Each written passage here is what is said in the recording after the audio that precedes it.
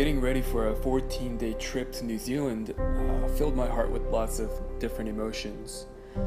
This would be the longest trip I've ever taken, and I'd be leaving so many things back home. My work, family, and personal responsibilities would be on hold. At the same time, the possibility of being filled with wonder and awe in a land full of history and beauty would be worth it. I've loved every single class that I've taken at LMU, but it's the ones that have brought me outside the classroom, like New Zealand, that really help bring the theological material we study to life. I leave here more grateful for the friendships and memories I've made, and as a young teacher I also leave here feeling even more inspired by professors like Daniel, who share this experience so generously with the students. He's taught us to keep questioning, to keep dreaming, to keep praying, to keep thinking. He's brought us to New Zealand, one of the most beautiful places on earth.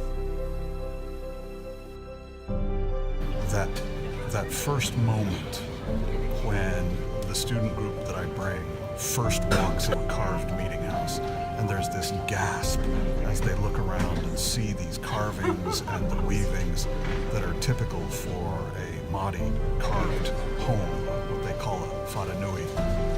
It's an incredible moment. It's my hope that all the students that come from New Zealand have the kind of intense experience of an Indigenous people who have thought carefully about their Indigenous identity, their cultural identity, in combination with a profound commitment to their Christian faith. And I think that an awful lot of our students come away with a new sense of why that's important for themselves as well as why it's important for the Māori. So the more LMU students can have an experience of hearing that and of experiencing that, of being present with Māori Christians, particularly on the East Coast where we go, it's a wonderful experience, and I just love being a part of it. And we have at Loyola Marymount a really incredible opportunity because we're friends with the new Bishop of Tarawhiti, the east coast of the North Island, Bishop Donald Tamaheri. When you look through the way that people in the Bible encounter God, once they actually see the fullness of who God is, they are unable to describe it. They fall silent. They know that words aren't enough. Us in trying to reflect His image, we need to do things like this to carve churches that reflect our 1,000-year journey, our 30-generation story, and to reflect our encounters with the divine. And that's what these patterns, these carvings represent to me. They're expressions of the heart and the spirit of the Māori people. To Māori, this is a very sacred site. This is called Turanga Nui a Kiwa. It's named after one of the great Polynesian navigators, Kiwa. This was amongst his favourite places in the South Pacific to come. So the belief is our cultural understanding of who we are and what we are as people hinges on a thing called whakapapa, which speaks about histories, stories, cosmologies, all those things that come together to make us who we are. The acknowledgement that no one exists in isolation by themselves, but there's a history, a lineage, a genealogy of both blood, story, relationship, and faith that all comes together to create the person that's in front of you. It informs your identity, it informs your relationships, it informs how you interact with the world around you.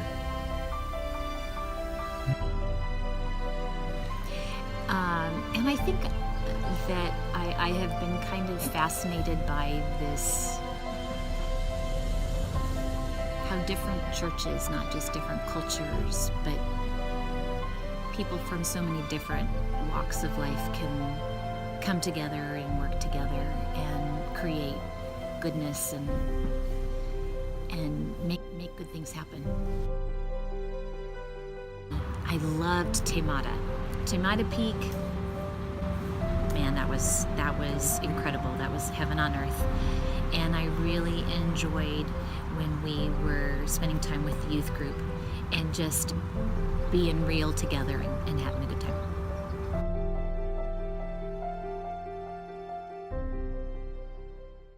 For Māori people, waiata or song is a very important aspect of our culture.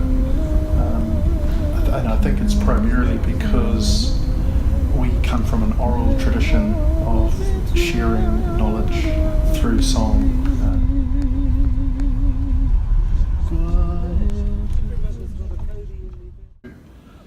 Tūtira Mai Ngā Iwi is a song written by Wi Te Tau Huata, who was a really important figure in Māori history, but also in the song essentially is a call of the Māori people, or call to the Māori people to unite. And I guess that particular work was a very important piece and represented what was required in that time.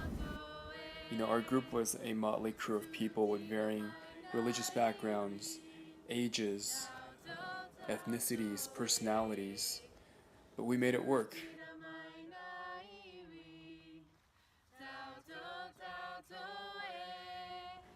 And strangers became classmates, classmates became friends, and friends became a family full of stories that'll last a lifetime.